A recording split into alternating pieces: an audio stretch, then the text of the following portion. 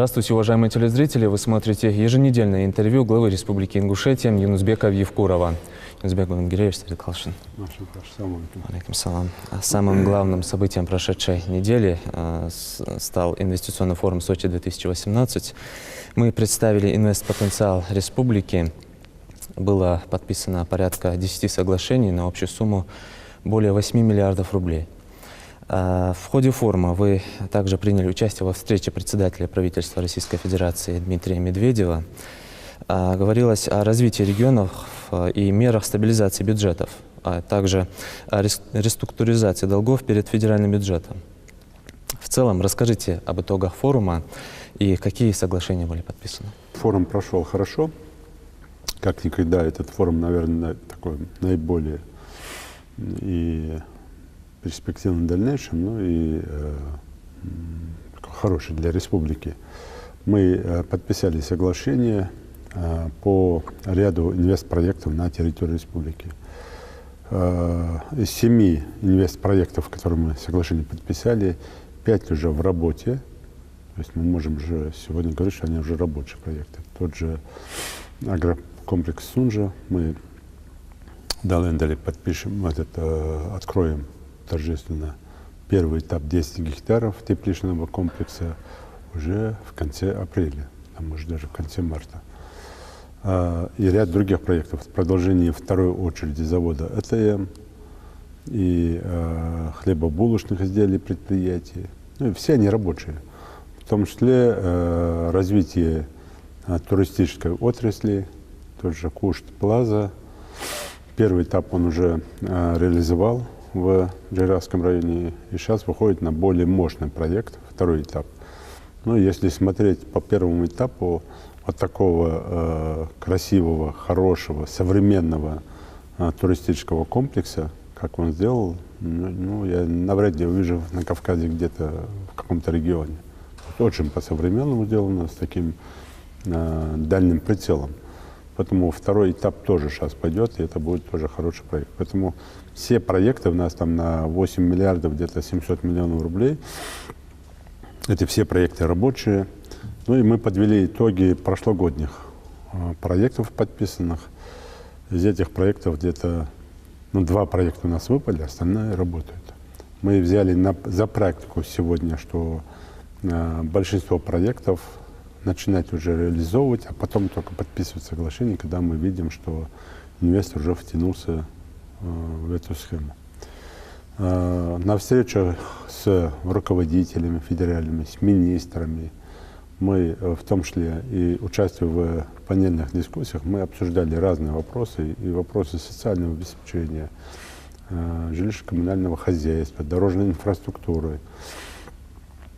У нас есть что представлять, но при этом есть и проблемные вопросы.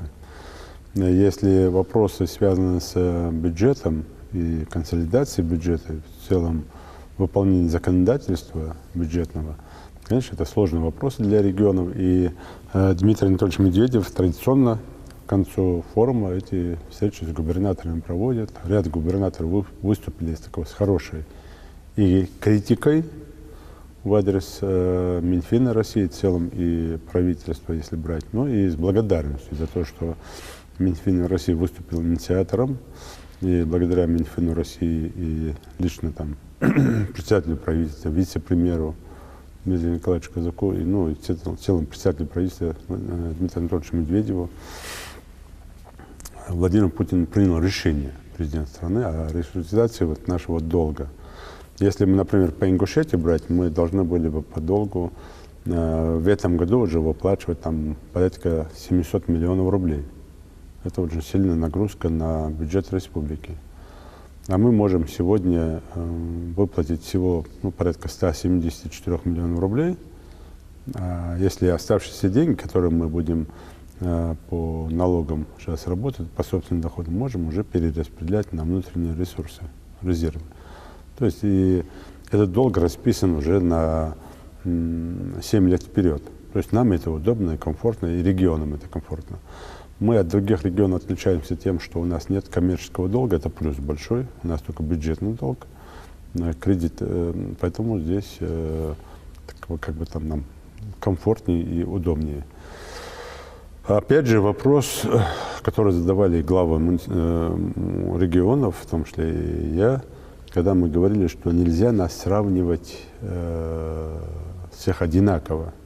То есть совершенно разные ситуации.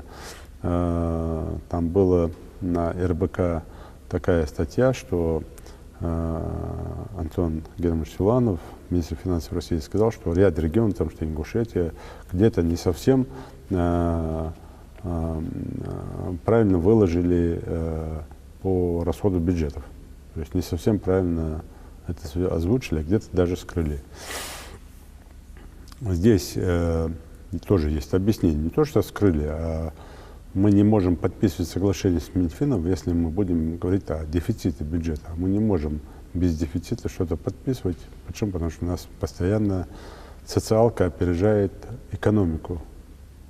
У нас совершенно другая ситуация, чем перед другим регионом. Почему я и говорил, выступая там и перед председателем правительства России, и перед другими чиновниками, что Ингушетия и ряд других регионов, они отличаются в корне.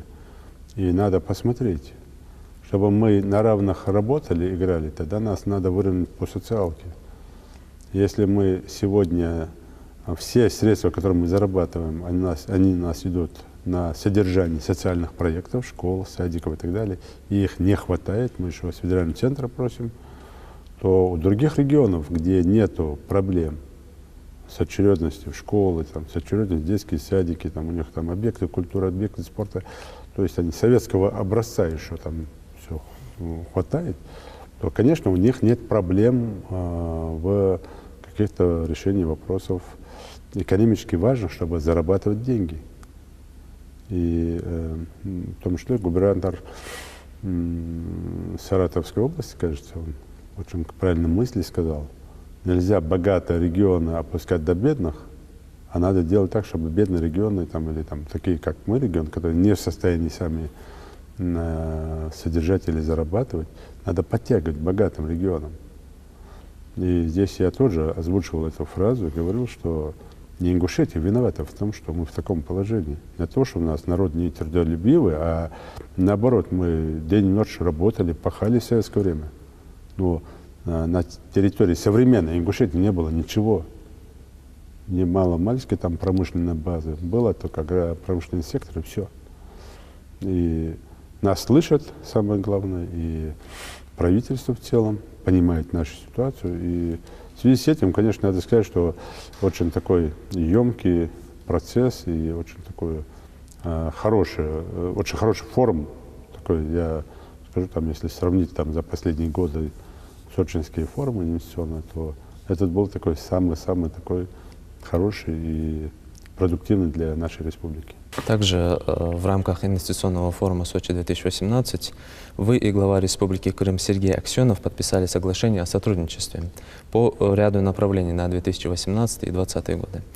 В частности, договорились, что Крым передаст Ингушетии санаторий в городе Евпатории в безвозмездное пользование. Расскажите о дальнейшем сотрудничестве с этой республикой. Мы не только по санаторию, в целом мы подписали соглашение. Вообще соглашение подписали не по санаторию. И это было озвучено Сергеем Аксеновым в рамках того, что мы раньше договорились. И наша делегация, комиссия уже работала, что там была площадка для круглогодичного отдыха детей. Поэтому, конечно, мы с удовольствием принимаем этот санаторий.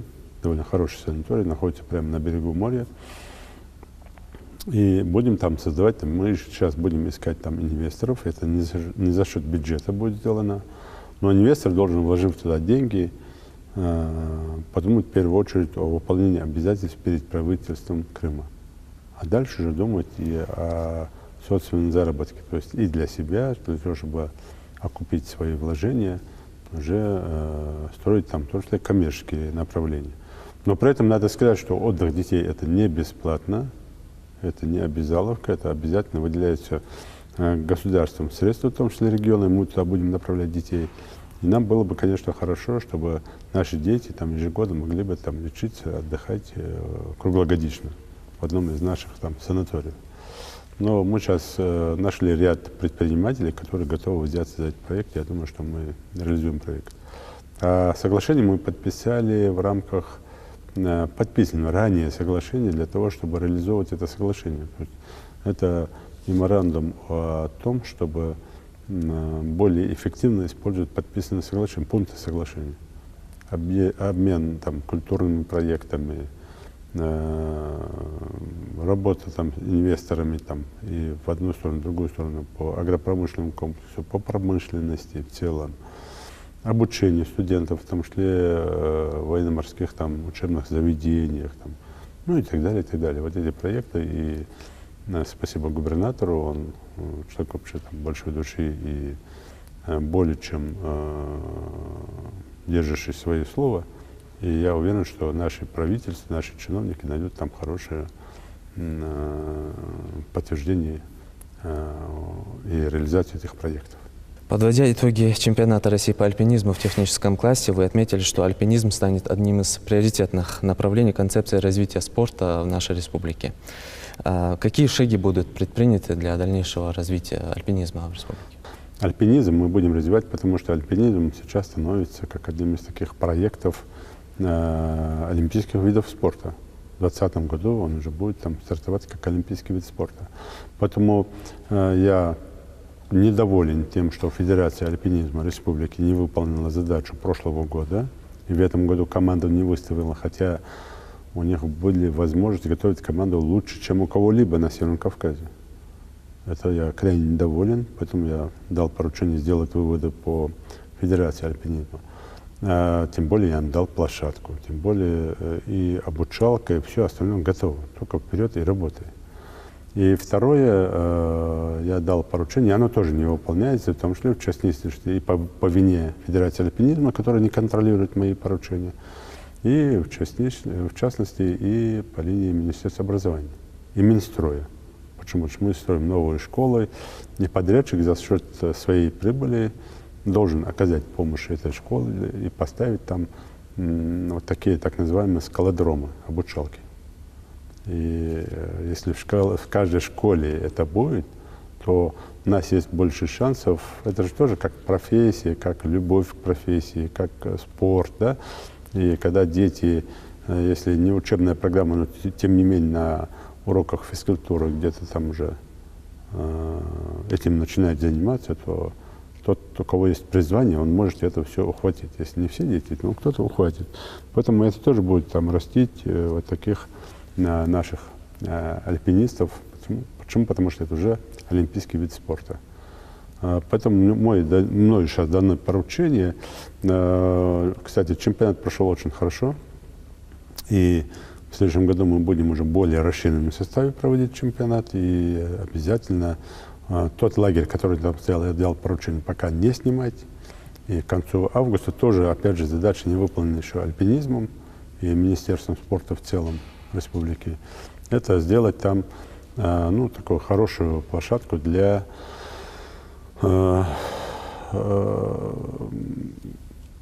отдыха там, или там, пребывания альпинистов и со всего мира, которые будут приезжать там, и с России. Это реальная площадка, если мы чуть-чуть там вложимся, если чуть-чуть там инициативу проявит и Федерация альпинизма, и Минспорта, я уверен, что это будет такой хорошим паломничеством для альпинистов. Управление Федеральной службы судебных приставов по Ингушетии в 2017 году взыскали по исполнительным производствам более 750 миллионов рублей. Это на 335 миллионов рублей больше, чем в прошлом году. Как вы считаете, с чем это связано? Люди стали больше нарушать или же приставы лучше работают? Нет, сейчас у нас есть ежеквартальный отчет и оценка деятельности судебных приставов, это раз. Второе, направ комиссии, одним из первых по собираемости ЖКХ там, и по долгам, одним из первых заслушивается представитель Федеральной службы судебных приставов. Это два. Это в том числе и надо дать должное новое руководство Федеральной службы судебных приставов, которые более точечно и требовательно относятся к своим подчиненным на местах. То есть в комплексе это дает такой вот хороший результат. И опять же, это и организация взаимодействия, в частности, в республике. Почему? Потому что мы слышим проблемы судебных приставов, и мы им помогаем, потому что в ряде вопросов. Но они более требовательны уже становятся, поэтому, конечно, здесь больше вопросов не к нарушениям, что больше нарушить, а больше вопросов к тому, что собираемость и требовательность она выше. И вы назвали только цифру, которую собрали, Да. а не собрали еще больше. Поэтому есть над чем работать, и это тоже бюджет, раз, пополнение республики. Но самое главное здесь даже не бюджет пополнения, а здесь в том, что люди, которые нарушают, они понимают, что неотвратимость наказания будет. У нас, например, есть, если брать там дорожно-транспортные происшествия, мы в ближайшее время будем собирать этих людей в Доме культуры в Назрани, их набирает очень много, у которых там от 3-5 нарушений правил дорожного движения, скоростной режим, там, встречная полоса, обгон, там, красный свет, ну и так далее, грубые нарушения, до 50 даже нарушений есть. И мы хотим этих людей собрать, их родственников собрать и каким-то образом воздействовать на них. И эти люди еще не платят штраф. А сейчас будет это судебное решение. Так, мне же тоже не хочется, чтобы у нас там половина республики были в уголовниках, да, возбуждать дела против них. Поэтому, конечно, через профилактику, через такие жесткие меры с судебными приставами нам надо этот вот вал преступлений на дорогах тоже остановить. Одними там работниками ГИБДД это не сделаешь. Мы на каждого там водителя рядом ГИБДДшника не посадим. Но, тем не менее, и они, и комплексы, и судебные приставы, и общество в целом, и профилактики, и жесткими мерами мы должны и здесь тоже навести порядок. Поэтому есть над чем еще работать. В Ингушетии завершено создание регионального сегмента электронного правительства, которое предусматривает перевод наиболее востребованных региональных госуслуг в электронный вид. На ваш взгляд, насколько эффективно и удобно для людей внедрение вот такой программы?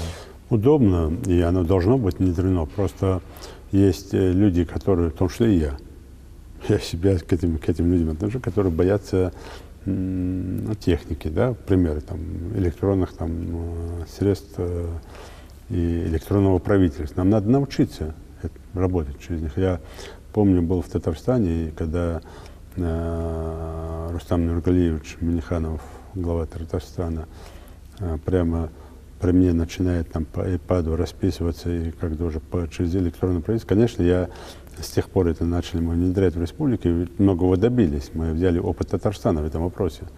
Но нам надо самих себя научить. И, ну, и дано поручение организовать курсы сейчас для всех наших чиновников, для того, чтобы они через курсы прошли, научились, как это делать. И в ближайшее время весь документооборот в своем большинстве был только через электронное правительство.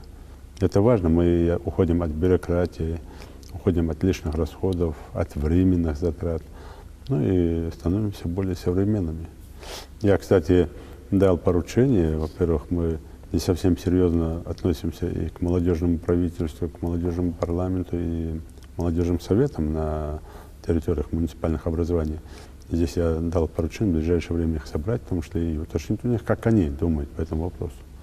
И если большое правительство, большой парламент не консультируется, ну, я вижу, что не совсем дорабатываем мы в этом вопросе, то, конечно, в этом плане есть, то у молодежи тоже нет искорки в глазах. То есть они должны более быть настойчивыми, а мы, старшие, должны к этому относиться снисходительно и понимать, что это завтрашний день не наш уже, а ихний день. И к этому относиться снисходительно, но и попытаться поиграть в том числе в их игру и быть более современными в этих делах. Плюс у нас сейчас практика, я, кстати, в Сочи там с рядом губернатором пообщался, тоже если мы напрямую общаемся с вице-премьерами, с министрами, то мы вообще не видим, не знаем наших помощников вице-премьеров, чем они занимаются, и заместителей министров, заместителей глав муниципальных образований, они вообще где-то в тени. Теперь мы по ним тоже разработаем отдельную программу, план работы, чтобы мы их тоже видели, не только постоянно министров, а вот видеть каждого, обязанности. Если мы спрашиваем с какого-то министра за что-то, то там же должен находиться и его заместитель, который это курирует, и разобраться, почему целый замминистра там упускает какие-то вопросы. Да? Это тоже стимулирует этого замминистра, должностное лицо, что с него тоже будет спрос. Ну и нам дает возможность более глубже изучать и знать нашу проблему, там и плюсы, и минусы. В ходе встречи с религиозными деятелями республики обсуждался вопрос строительства соборной мечети в Магасе. Вы отметили необходимость создания рабочей группы для контроля качества строительных работ. Расскажите о сроках строительства и кто войдет в эту группу. Во-первых, мы этот общественный совет создали уже давно. Еще несколько лет назад, да, когда мы начинали строить. И поэтому этот общественный совет, я сейчас собрал ряд религиозных деятелей, чтобы расширить. Там должны быть не только религиозные деятели, там должны быть люди и архитекторы, там должны быть представители и нашего комитета по туризму, там должны быть люди с Госархива, с Национального музея. Почему? Потому что это будет не просто мечеть. Это мы изначально это все закладывали. Это будет правительственный такой, под эгидой правительства, такой комплекс, исламский духовный центр, так называемый комплекс будет. И там, конечно, мы создаем площадку. Там целых 20 гектаров земли, которую мы отвели под конкретно там вот этот музейный, так будем говорить, такой комплекс, где главным будет, конечно, это мечеть, центральная мечеть. И еще раз подчеркиваю, мы будем вводить эту мечеть под именно содержание. Почему? Потому что его содержать очень сложно будет. То есть комплекс такой на 20 гектарах. Это и мечеть, и помещение для духовного управления мусульман, и университет исламский, и общежитие, гостиничный комплекс, и целый парк, и стоянка. И, конечно, музей, исламский музей, который мы там планируем делать. И это весь комплекс, конечно, должен содержаться. Мы будем сейчас расчеты делаем, есть какие-то цифры, во сколько это в год обойдется.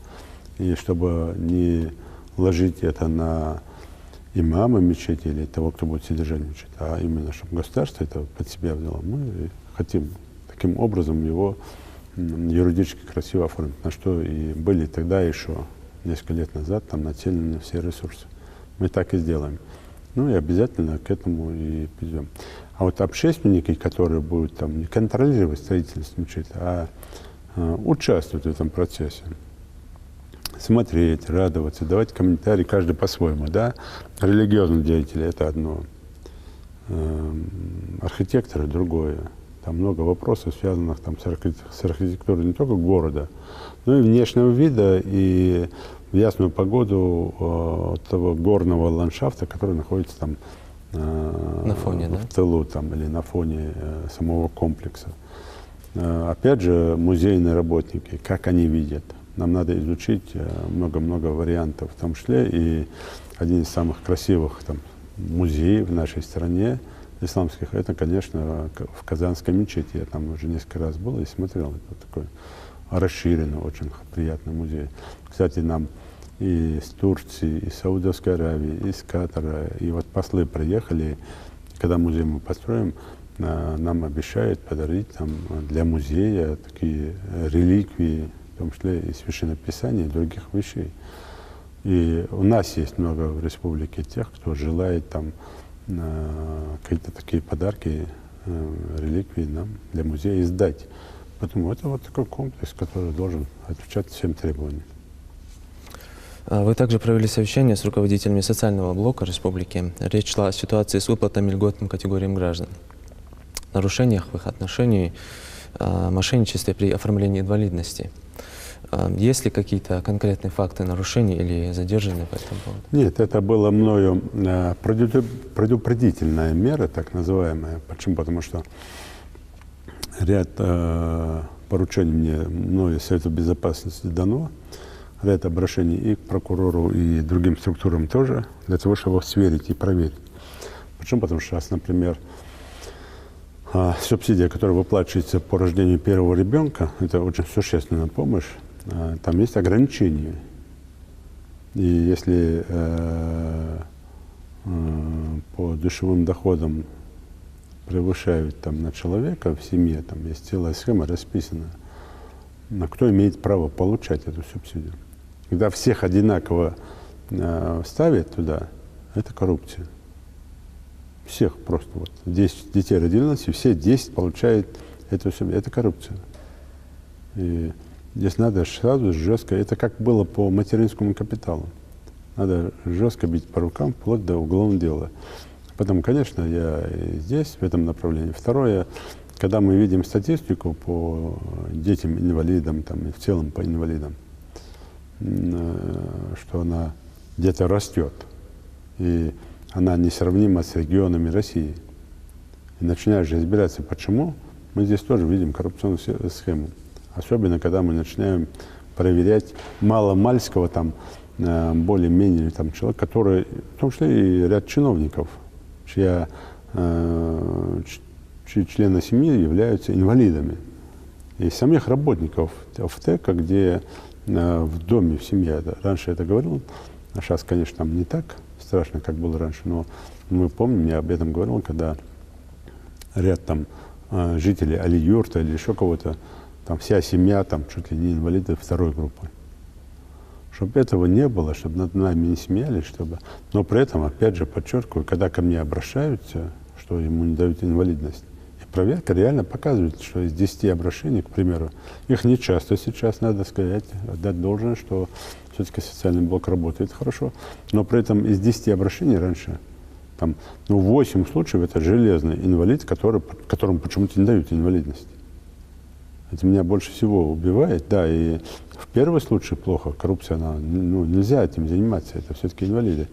Но когда реально не дают инвалидность тому, кому это положено, это, конечно, грех огромный, и так грех, но это вообще страшный грех. И я собрал социальный блок и попросил их быть более человечными, более принципиальными в этих вещах и максимально оказывать помощь там, где вот именно таким социальным слоям населения, где эта помощь нужна. В республике в 2017 году построено и реконструировано более 140 километров автодорог. Об этом вам доложил начальник Ингушавтодора Батыр Хаматханов. Расскажите, как вы оцениваете качество ингушских дорог? В этом году продолжается эта работа. Да, есть улицы, до куда автодор не дошел, но, опять же, не все мы можем охватить, но, в принципе, конечно, ключевые стратегические направления мы держим на контроле. В этом году одной из таких ключевых задач от Малгобекского круга до Малгобека дорогу довести. Это такой большой объем работы, тем более там плавучие грунты, и там, конечно, очень нам много придется поработать над подушкой. А второе, наша задача – это завершить Джейрахи дорогу, доасфальтировать там где-то 7 километров дороги у нас.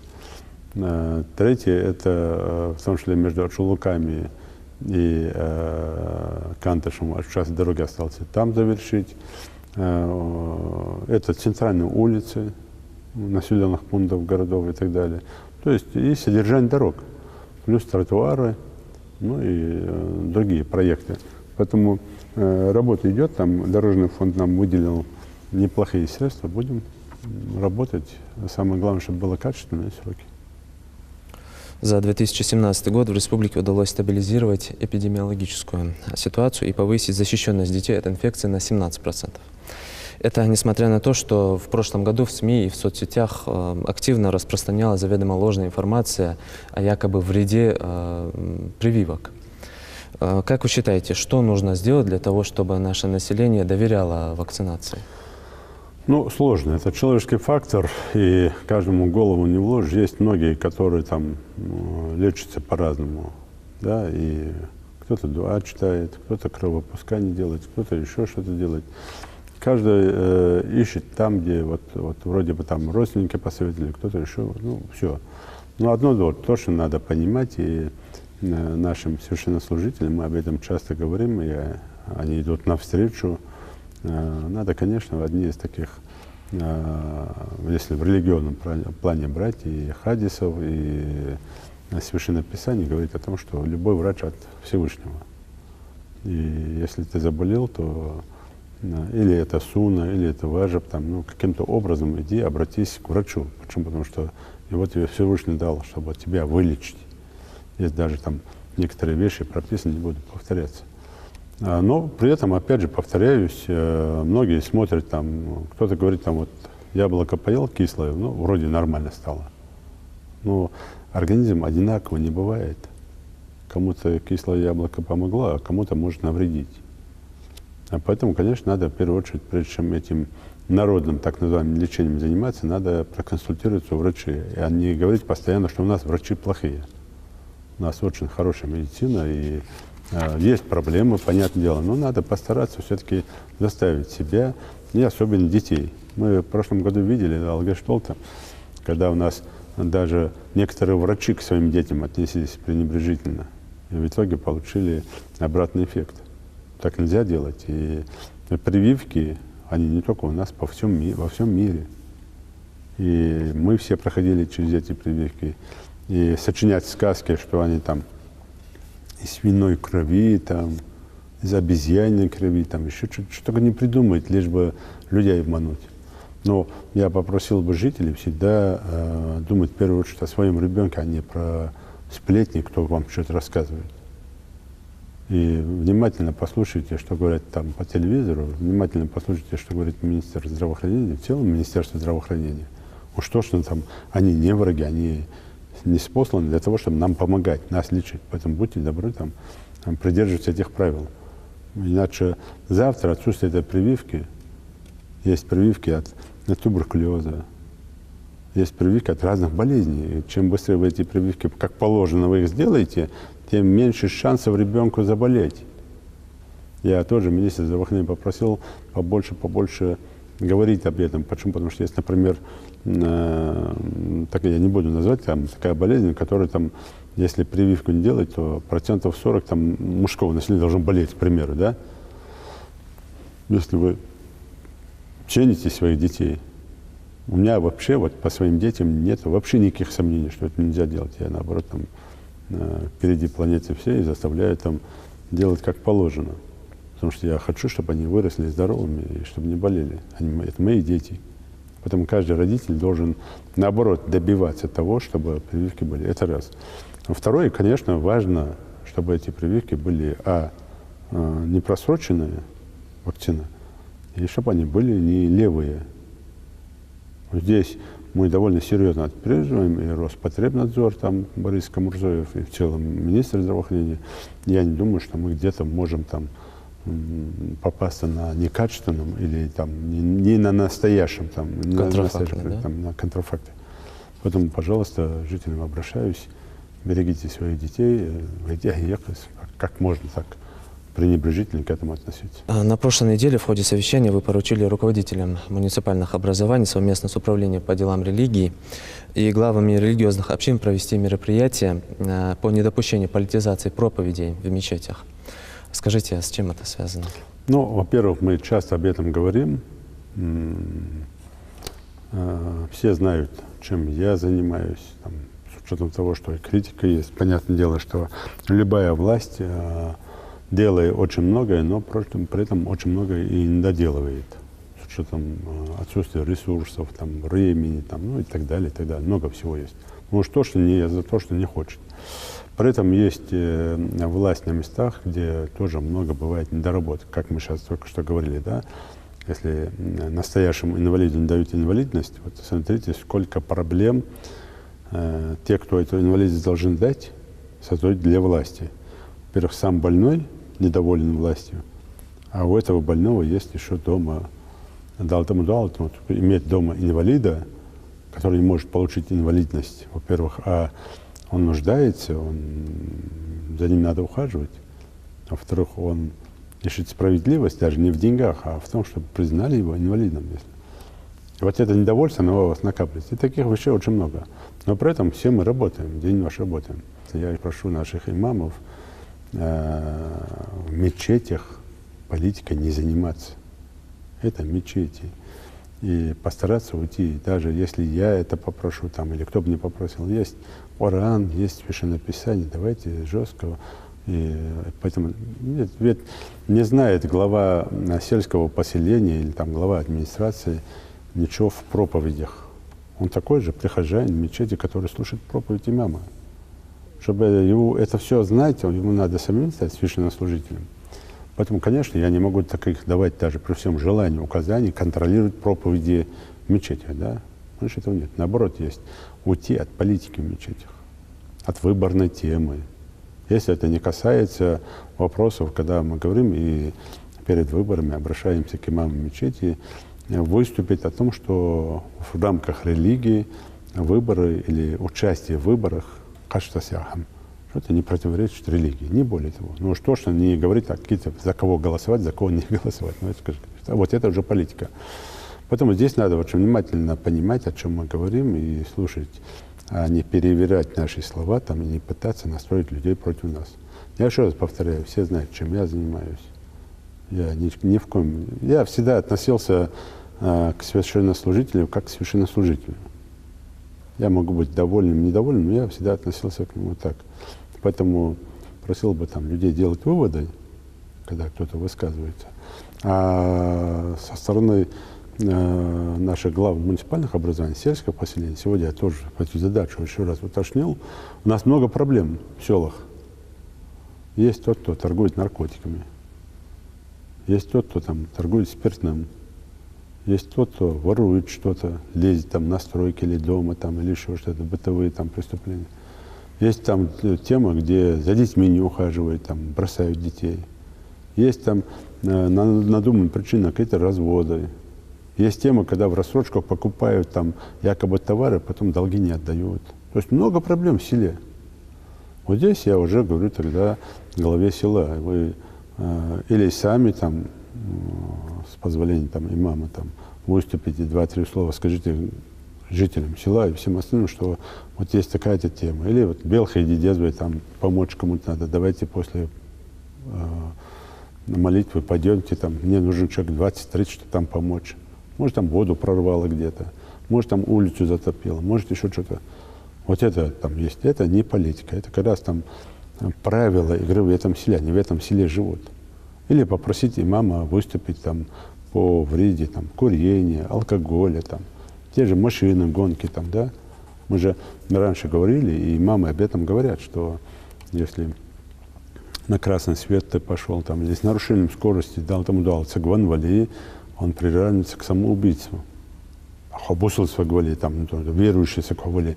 Как ты можешь игнорировать вот эти там проповеди имама? Вот о чем разговор.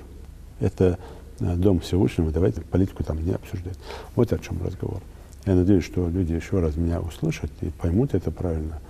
И главы, я и раньше говорил, и сейчас говорил, должны плотно, тесно работать. Это 4 человека в селе, без которых нельзя. Они друг без друга не смогут там работать. И не будет это неэффективно. Это глава села обязательно, это имам.